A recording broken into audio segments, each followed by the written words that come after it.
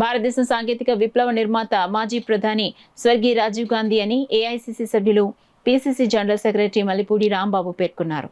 కాకినాడలోని జిల్లా కాంగ్రెస్ పార్టీ కార్యాలయంలో పార్టీ నగర అధ్యక్షులు చక్కా నూకరాజు అధ్యక్షతన దేశ మాజీ ప్రధాని స్వర్గీయ రాజీవ్ గాంధీ వర్ధంతి కార్యక్రమం జరిగింది.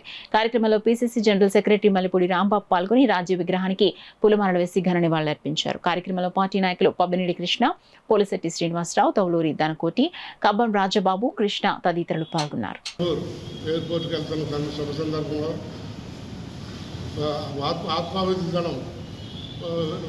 చేసినటువంటి పథకానికి బలైనటువంటి రాజీవ్ గాంధీ గారు 34వ వర్ధంతి వేళ కాకినాడ కాంగ్రెస్ ఆఫీసులో మనం జరుగుతున్నాం. అటువంటి నాయకుడిని పట్టం పెట్టుకున్న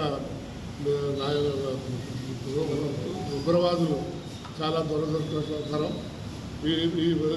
ఇటువంటి నాయకుడు మనకు దొరకరు. మళ్ళీ రాహుల్ గాంధీ గారు తనయుడు ఈవేళ కాంగ్రెస్ అధ్యక్ష పార్టీలో ఉన్నారు.